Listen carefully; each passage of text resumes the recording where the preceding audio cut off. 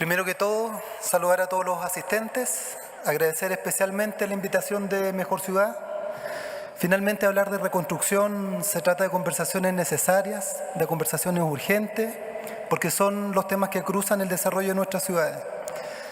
La exposición que haré está limitada a las competencias del Ministerio de la Vivienda y Urbanismo. Excluiré un conjunto de temas que son parte de la reconstrucción que realizamos en nuestro gobierno, pero que por efectos de competencias propias no atenderé. La reconstrucción se hace desde la política urbana y territorial y en algún sentido para nosotros constituye una fortaleza. Pero también en ella están las limitaciones y las fronteras que debemos superar cada vez que atendemos un proceso de reconstrucción. Lo hacemos con un piso, lo hacemos con un saber hacer de nuestra política habitacional, urbana.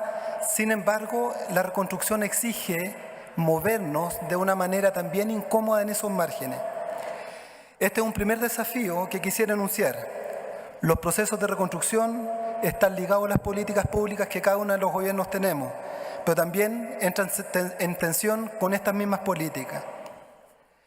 Lo que hacemos en Chile está orientado por el cumplimiento de compromisos internacionales, entre ellos Marco de Sendai, para la reducción del riesgo de desastre 2015-2030, así como también respecto a los compromisos que la comunidad internacional asumió en Hábitat 3, en dirección de avanzar en preparar en ciudades resilientes. Lo que hemos hecho en reconstrucción ha sido aprendizaje alimentado de mucha práctica. No hay un modelo exacto. Hemos tenido sucesivos eventos que nos han ido permitiendo mejorar, entre ellos el punto que nos convoca respecto de la financiación. Lo que hemos estado haciendo en el tiempo, originalmente lo restringimos a una noción más propia de la reconstrucción y que estaba más centrada en reparar y reponer el daño causado.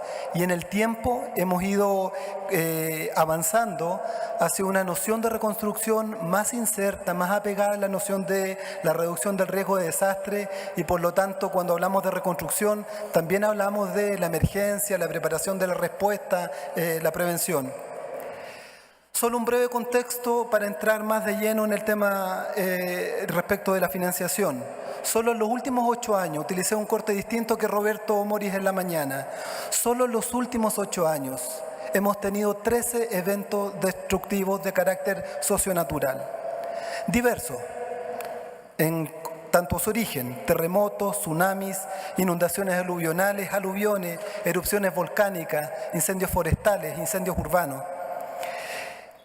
Muchos de ellos, no todos, vinculados a la noción de cambio climático. Por lo tanto, nos señala que estos eventos llegaron para quedarse y por lo tanto ya no debieran pensarse en una respuesta temporal o contingente.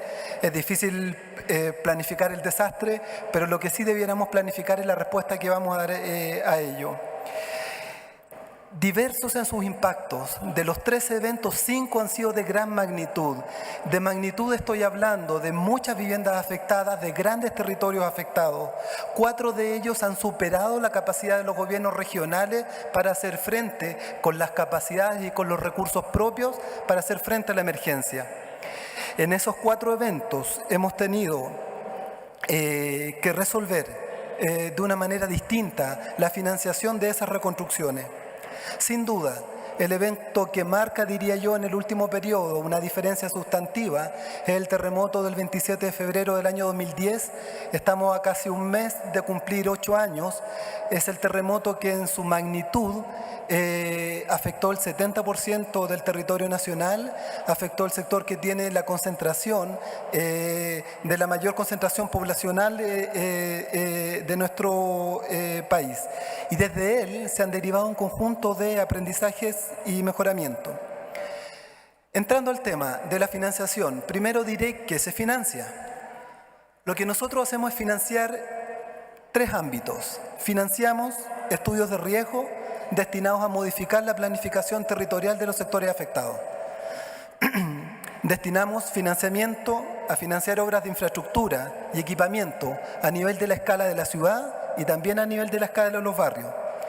Estos han estado orientados a la idea de reparar, de reponer, de generar nueva infraestructura, mucha de ella orientada a la mitigación, a la reducción del riesgo, pero también infraestructura destinada a la superación de las inequidades territoriales, porque finalmente los mayores daños se concentran en quienes viven en condiciones de pobreza y exclusión territorial. Y eso probablemente no es novedad ni para un chileno ni para un mexicano.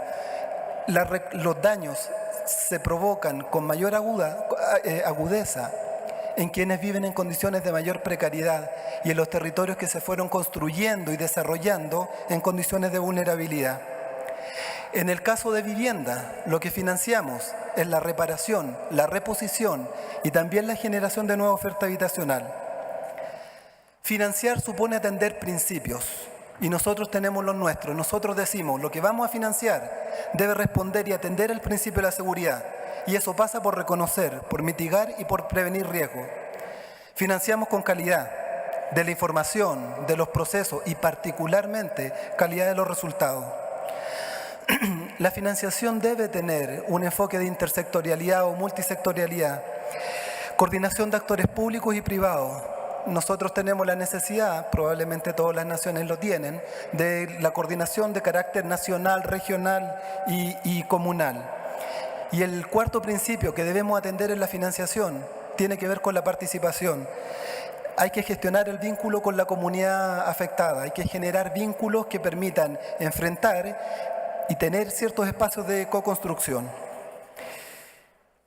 Un otro aspecto respecto del financiamiento, respecto del origen de los recursos.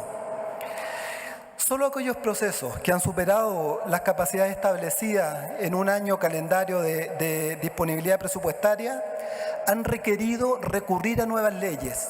No todo proceso de reconstrucción supone ir a tener una discusión con el Parlamento para poder discutir respecto de la financiación de la reconstrucción. Nuestro país lo ha hecho, pero en ocasiones puntuales. En la mayoría de los eventos operamos por la vía de la reasignación. Sin embargo, una vez que la reconstrucción se conforma como plan y tenemos una cartera de inversiones, al año siguiente ya es parte de la ley de presupuestos del sector público. Por lo tanto, por la vía de las sucesivas leyes de presupuesto, entran al presupuesto de la Nación y a través de eso damos cuenta pública de los recursos que destinamos. 27F tuvo una ley que le permitió modificar la estructura de los impuestos a las empresas y también las condiciones para que las empresas pudieran participar de la reconstrucción a través de las donaciones. El terremoto del Norte Grande y de Valparaíso el año 2014, estoy hablando para resolver aproximadamente la solución de 20.000 viviendas afectadas, se resolvió en base a la reasignación, pero interviniendo el presupuesto de la Nación y obteniendo recursos desde todas las regiones del país que contribuyeron a la reconstrucción de las regiones afectadas.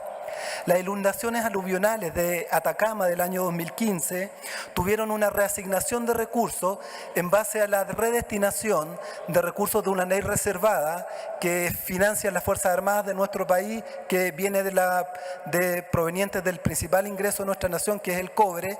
Las Fuerzas Armadas tienen una financiación especial y nosotros hemos recurrido en 2 ocasiones al presupuesto de las Fuerzas Armadas para financiar la reconstrucción. Todos los recursos se integran en los sistemas de gestión, todos los recursos de la reconstrucción terminan en prioridad política, por lo tanto, son parte de compromisos programáticos, se establecen en objetivos, metas y plazos. ¿Qué se financia? ¿A quiénes financiamos? En el caso de vivienda, financiamos el 100% de los damnificados casi sin exclusión. Creo que la única exclusión que hacemos es en aquellos damnificados que tienen 2 y más propiedades habitacionales. Financiamos el 100% del costo de la obra de la reparación, la reposición o la generación de una nueva oferta habitacional. En el ámbito urbano financiamos el 100% del costo de las obras públicas y lo hacemos usualmente con instituciones descentralizadas del gobierno central y en pocas ocasiones lo hacemos a través de la gestión de los municipios o ayuntamientos. Socios estratégicos de la inversión. Obviamente el sector privado, quien se ha concentrado fundamentalmente en las obras de mayor escala. Y en el tiempo me apuraré, porque quisiera destacar que la reconstrucción por la dispersión territorial genera muy buenas condiciones para la financiación y para tener una gran sociedad con la pequeña empresa, con la empresa de carácter familiar y con aquella empresa que tiene una vinculación particular con territorio específico. La escala de la reconstrucción es muy local. Nosotros debemos atender territorios altamente dispersos, donde el sector privado no siempre ha tenido la voluntad de llegar y las condiciones de mercado para llegar. Por lo tanto, la reconstrucción supone, en muchos lugares, crear la cadena de valor para poder cumplir con los propósitos de la reconstrucción. Proveedores de materiales inexistentes, profesionales inexistentes, mercado de trabajo, fuerza laboral inexistente, empresas certificadoras que recurrimos mucho a ellas inexistentes. Por lo tanto, para poder reconstruir, tenemos que recurrir con esta gran dispersión a muchas pequeñas empresas que tienen muy buenos vínculos con los territorios. El profesor Enrique Ortiz acaba de contar una anécdota respecto de Chile, que es muy cercana para nosotros, en la región de Canela, en el norte de Chile, un sector muy aislado, de muy poca población. Nosotros inicialmente tuvimos la intención de demoler la infraestructura antigua que no tenía seguridad estructural, la vivienda de adobe, y tuvimos una controversia con la comunidad que defendía el carácter patrimonial de sus construcciones. Pues bien, entendimos, escuchamos, tomamos hoy día una sociedad con el grupo que era parte de la controversia. Hoy día tenemos un acuerdo de trabajo conjunto y nos permitió no demoler la vivienda de adobe, nos permitió generar empresas nuevas que se dedican a la reconstrucción del adobe, nos permitió mantener el patrimonio cultural de esa vivienda y de la pertenencia de aquel territorio. La reconstrucción en ese sentido nos ha brindado importantes oportunidades. Hemos incorporado la noción de eficiencia energética en proyectos de generación de nuevos proyectos. Muchas soluciones de reparación han contado con sistemas de electricidad producida por sistemas eficientes o para calentar agua. En el norte tenemos una gran riqueza en la energía solar. Hemos generado una gran aporte en la economía local. Nosotros, ustedes también tienen un sistema de tarjeta banco de materiales que operamos con economía local, con proveedores. Nosotros aportamos asistencia técnica. Eso permite que también la reconstrucción tenga una manifestación en la cara de los damnificados porque aportan su trabajo y eso también es dinero y genera un círculo virtuoso. En honor al tiempo, cerraré la exposición en esto.